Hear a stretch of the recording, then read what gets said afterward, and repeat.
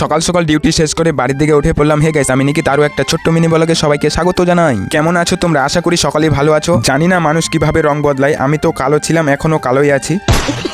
যে বলেছিল একদিন ছেড়ে যাব না, সে হঠাৎ বলছে ভালো থেকো প্রিয়, জিন্দেগি বহুত লম্বি হ্যাঁ, আগে বড়ো। থ্যাংক ইউ, তোমাকে অসংখ্য ধন্যবাদ। সবই শেষ, আমি পাইলাম একটা কষ্টের জীবন, যেখানে আফসোস আর মানিয়ে নেওয়া ছাড়া আর কিছুই নেই জীবনে। কারণ আমার জীবনটা তার জন্য থেমে থাকবে না, আর তার জীবনটা আমার জন্য থেমে থাকবে না। এইখানে শেষ করছি, এইসব কথা না বলাই ভালো। তারপর বারাস করে চলে গেলাম বাইরে, কারণ সকালের হাওয়াটা ভীষণ প্রয়োজন শরীরের জন্য। আর এই দেখো বন্ধুরা, আমাদের বাড়িতে কত রকমের ফুল হয়েছে। আর এইদিকে আমার দিদা নারকেল গাছে ডাব দেখছে, যেহেতু 2টা ডাব হয়েছে। তারপর সকালবেলা রুটি দিয়ে চিকেন খেয়েছিলাম, তারপর ঘুমিয়ে পড়েছি। ঘুম থেকে উঠলাম 1টার দিকে। ঘুম থেকে ওঠার পর চোখগুলো এত ঝলমল করে, কারণ রাত্রে ঘুমানো পারি নাই, যেহেতু নাইট ডিউটি ছিল। আর এইদিকে দেখো বন্ধুরা, গাছের ডুমগুলো গাড়িতে লোড করতেছে। আগের ভিডিওতে বলেছিলাম সব গাছ বিক্রি করে দিয়েছে। তারপর চান টান করে খাওয়া দাওয়া করলাম। খাওয়া দাওয়ার পর যে কাণ্ড আমার সাথে হয়েছে তোমরাও দেখো গাইস। যতক্ষণ খাবার দেবো না ততক্ষণ এই যে শুধু ঘুরে যাবে আর আসতেছে না।